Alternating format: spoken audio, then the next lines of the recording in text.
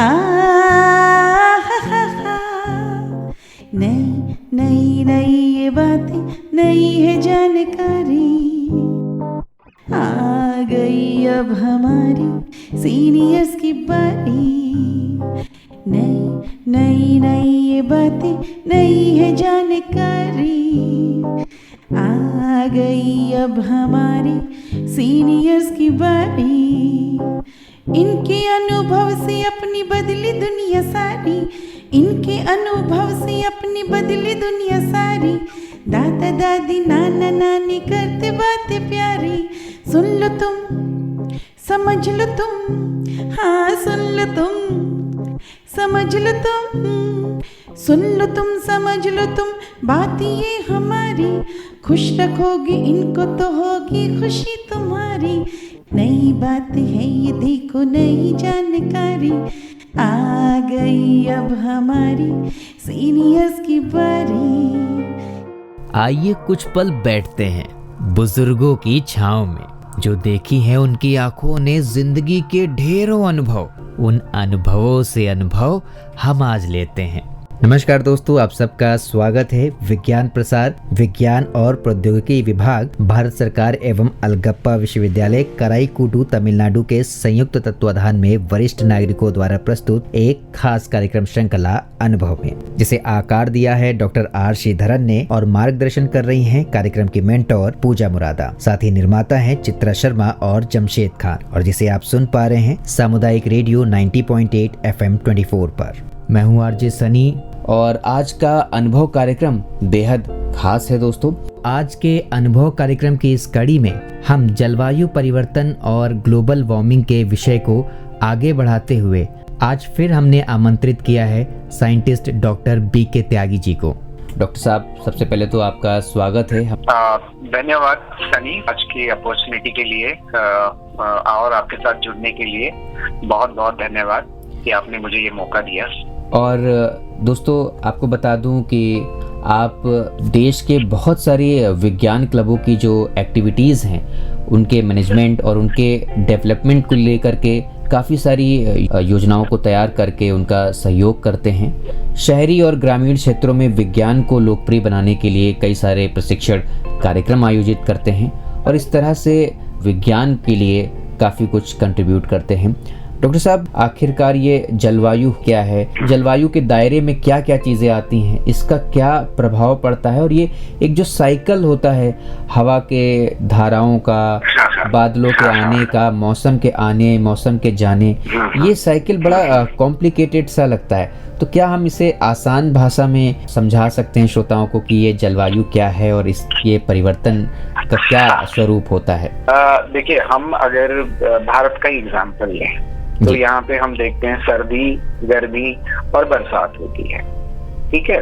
और जैसे कि हम देखते हैं कि हमारी पूरी जो अर्थव्यवस्था है, जलवायु से हमारा बहुत तकड़ा संबंध है। जलवायु मतलब कि जो आपका ये एक बहुत सारे फैक्टर का जो कहें कि एक कॉम्बिनेशन है, जिसमें हम देखते हैं हवा, पानी और टेम्परेचर, सूरज कितना चमक रहा है और उसके बाद जो हवा में जो वाष्प है वो कितना है। तो अगर आप एक बड़ी मजेदार बात ये देखें कि जैसे भारत में ये कहते हैं ना कि जब आप खबर सुनते हैं कि जो 31 जून को जो मानसून है वो केरल तक पहुंच जाएगा, ठीक है ना। यानी कि ऐसे बादल जो पानी से भरे हुए हैं, वाष्प से भरे हुए हैं, वो 31 तारीख को केरल का जो तटीय इलाका है वहां पे बारिश करने लगते हैं और उसके बाद वो पूरे देश में हम फैल जाते हैं। और जुलाई के एक महीना लगता है, जुलाई तक आते आते हम देखते हैं कि दिल्ली और उत्तर प्रदेश और ये जो आसपास का इलाका है वहां पे बारिश होने लगती है। तो ये एक पैटर्न बना हुआ था जलवायु का कि यहाँ पे हम कहते हैं ना कि जैसे हम शिमला जाते हैं, वहाँ की जलवायु कैसी है, वहाँ की जलवायु थोड़ी ठंडी है क्योंकि वो पहाड़ी इलाका है। और जो हम दिल्ली की बोले कि यहाँ थोड़ा गर्म है, लेकिन यहाँ पे गर्मी भी होती है, सर्दी भी होती है, बरसात भी होती है। लेकिन अगर हम शिमला की बात करें तो शिमला में जो जनरल जो एवरेज टेम्परेचर है वो हमेशा ठंडा ही रहता है, यानी कि वहाँ पे पूरे साल भर जो लोग हैं वो उनको पंखा चलाने की जरूरत नहीं पड़ती है। लेकिन अभी क्या हो रहा है कि मानसून जो है हम देख रहे हैं कि वो बड़ा उसका जो पैटर्न है वो बदल गया है। वो कभी जल्दी आ जाता है, कभी देर से आ जाता है। और जो कि पूरे भारत में जो एग्रीकल्चर कहीं जो खेती थी जो मानसून के ऊपर डिपेंड करती थी, उससे वो डिस्टर्ब हो गई। यानी कि हमारी फूड सिक्योरिटी जो है, जिससे हमें खाना अन्न मिलता था, वो गड़बड़ आ गई। अब बारिश नहीं होगी तो जहाँ पे सिंचाई के संसाधन नहीं है या जहाँ पे उस तरीके से सिंचाई हो नहीं सकती, जैसे पहाड़ी इलाका है, वहाँ देखिए ना कि सीढ़ी नुमा खेत होते हैं, तो वो सिर्फ वर्षा के ऊपर डिपेंड करते हैं उनको पानी देना। तो ये अगर होगा गड़बड़, तो आप देखिए कि किस तरीके से पूरा जो जीवन है वो डिस्टर्ब हो जाएगा।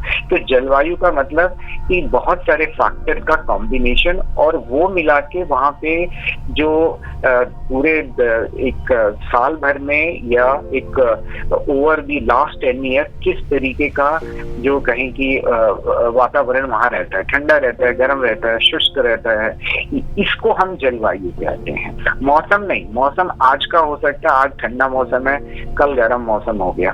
जलवायु का मतलब है कि एक लॉन्ग टर्म में वहाँ का जो एवरेज टेम्परेचर है, ह्यूमिडिटी है, या जो सूरज की चमक है, वो कितनी रहती है, तो इसको हम जलवायु कहते हैं। तो जलवायु परिवर्तन से मतलब ये हुआ कि ये जो सारे फैक्टर है ये गड़बड़ हो गए। जो एवरेज टेम्परेचर है वो ज्यादा हो गया, जो हवा में जो नमी होनी चाहिए उतनी नहीं है, और तो इस तरीके से जो परिवर्तन आ रहा है, तो हमारा जो जीवन था जो उसके अनुसार ढला हुआ था, वो अभी या तो हमें अपने आप को चेंज करना पड़ेगा, उसके लिए फिर संसाधन चाहिए हमें, और नहीं कर पाए तो हो सकता है कि वो प्रजाति ही ना बचे। जैसे कि हम देख रहे हैं बहुत सारे जो जीव जंतु हैं जो कि वो लुप्त होते जा रहे हैं।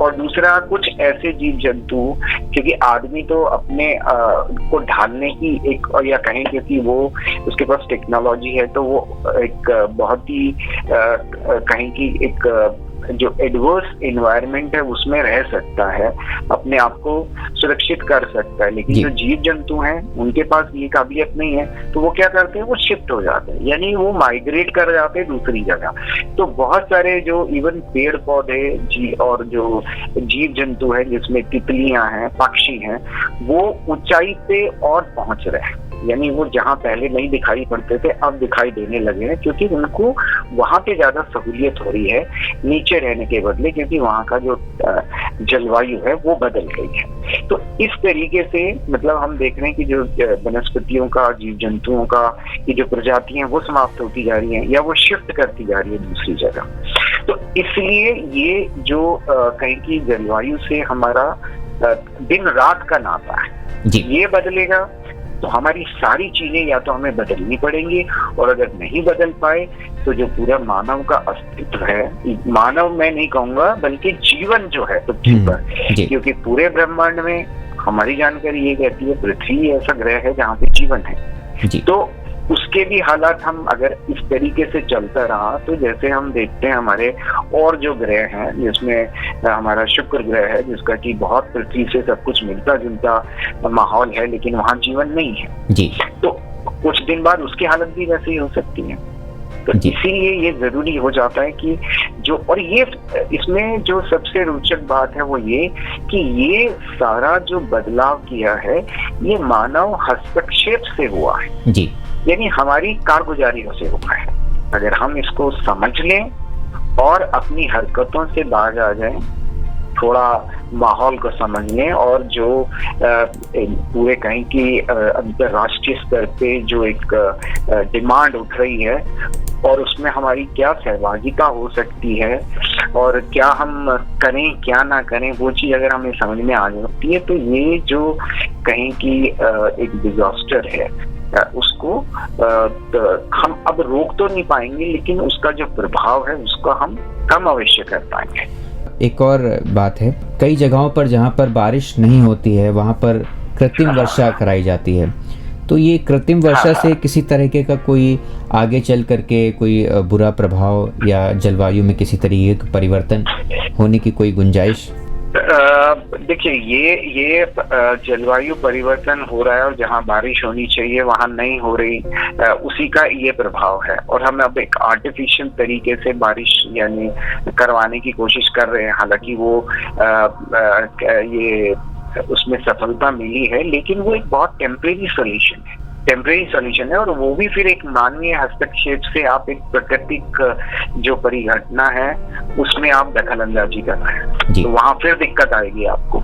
उसका क्या प्रभाव होगा वो अभी हमें पता नहीं है, क्योंकि आपने कर तो लिया। क्योंकि अब अगर इसीलिए जैसे कि जितने हमने फैक्ट्री लगाए जिनमें से धुआं निकलता है, तब हमें नहीं पता था कि इसका जो प्रभाव है वो 50 साल बाद हमें नजर आ रहा है। तो अभी हमने वो कर लिया, लेकिन उसका जो प्रभाव है वो क्या होगा वो एक मतलब काफी समय बाद हमें नजर आता है। तो इस केस में भी ये एक इसका जो प्रभाव है वो क्या होगा अभी नहीं पता।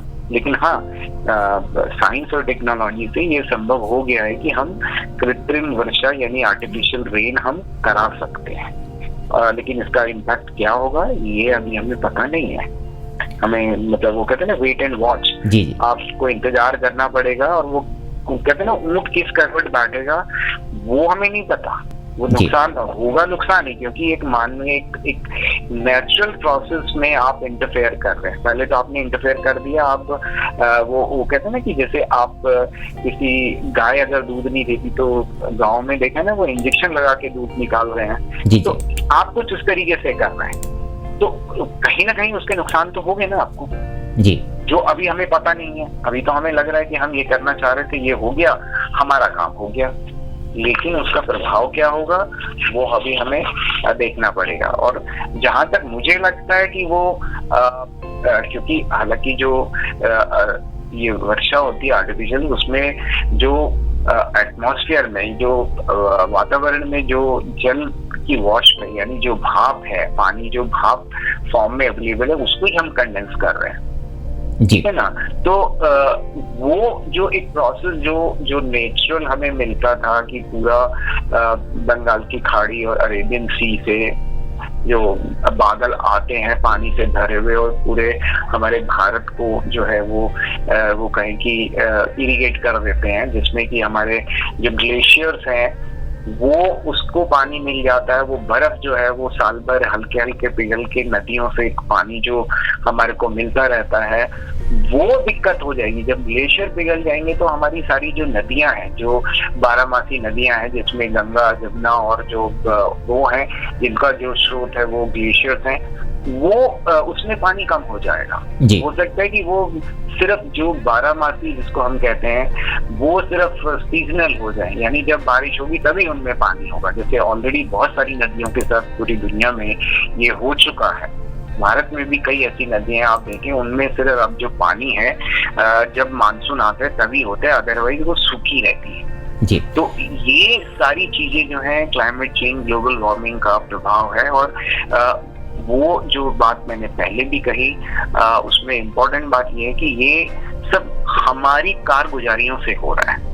हम अगर अभी नहीं संभले तो फिर कभी नहीं संभलेंगे, क्योंकि बहुत सारे रिपोर्ट्स में ये बोला गया कि जो हमारे एनर्जी समेत, ऊर्जा समेत जो हम जिन तरीके से हम प्राकृतिक संसाधनों को मतलब कहें कि उनका दोहन कर रहे हैं, अगर ये पैटर्न अगले 20-25 साल तक और चल गया तो हम पॉइंट ऑफ नो रिटर्न पे आ जाएंगे। यानी कि फिर मानव प्रजाति यानी जीवन की जो वो कहे ना नाश होना, उसको कोई रोक नहीं पाएगा। तो अभी यही पीरियड है, कुशन पीरियड है, जिसमें हमें संभलने के लिए प्रकृति हमें टाइम दे रही है।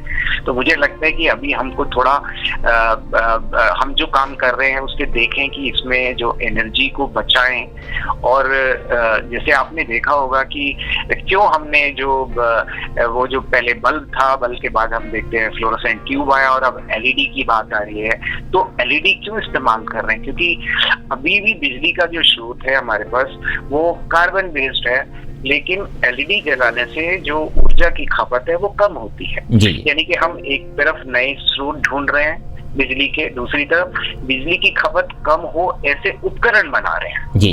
तो हमें अगर अपने घर में हम देखते हैं कि कहीं पे ऐसा माहौल है जहाँ पे कि हम जो आधुनिक उपकरण है उनको लगाएं जिससे बिजली की जो बचत है वो हो, वो सारे उपाय हमें घर से जो है वो शुरुआत करनी पड़ेगी। भाई आपके पास गाड़ी है तो वो पेट्रोल जलाती है, पेट्रोल से फिर आप देखें कि उसमें जो कार्बन रिलीज होता है, तो जहां तक जरूरत नहीं है वहां तक मुझे लगता है वो पैदल चलें या गाड़ियों का इस्तेमाल कम से कम करें। और बाकी जगह, कई जगह तो पूरे दुनिया में, यूरोप के देशों में उन्होंने लिखा है कि वो गाड़ी जो है एक दिन नहीं चलाएंगे, क्योंकि भारत में भी इसको कहें कि इस मूवमेंट को लेके काफी कहें कि जानकारी भी है और लोग, बच्चे, खासकर बच्चे इसको अपने जीवन में शामिल भी कर रहे हैं। तो मुझे लगता है कि अब एक शुरुआत हमें करनी ही पड़ेगी, इसमें चॉइस नहीं बची है। और फिलहाल डॉक्टर साहब, क्योंकि समय की थोड़ी कमी है तो अभी फिलहाल हमें कार्यक्रम को समापन की ओर बढ़ाना होगा। हम फिर कभी इस विषय पर और भी गहराई से बात करेंगे, पर अभी वक्त हो चुका है कार्यक्रम को समापन की ओर बढ़ाने का। और डॉक्टर साहब, आपका बहुत बहुत धन्यवाद कि आप स्टूडियो में पहुँचे और अपने जलवायु परिवर्तन और ग्लोबल वार्मिंग की इस विषय पर इतनी सारी बातें की। चलते चलते अगर आप कुछ कहना चाहते हैं हमारे श्रोताओं से तो आप जरूर कहें।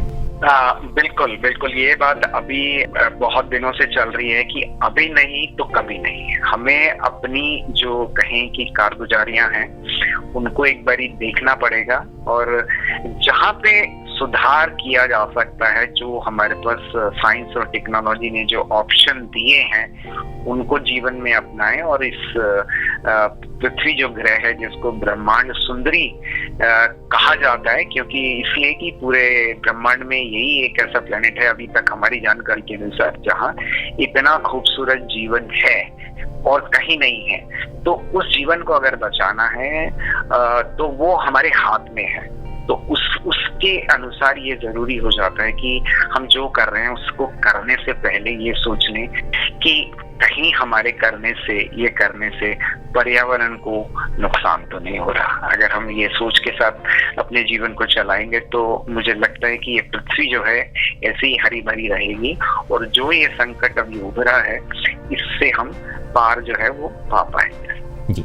मैं सबसे पहले सामुदायिक रेडियो 19.8 FM 24 को धन्यवाद देना चाहूंगा कि उन्होंने मुझे आज अपने स्टूडियो में इनवाइट किया और अपनी बात कहने का एक मौका दिया।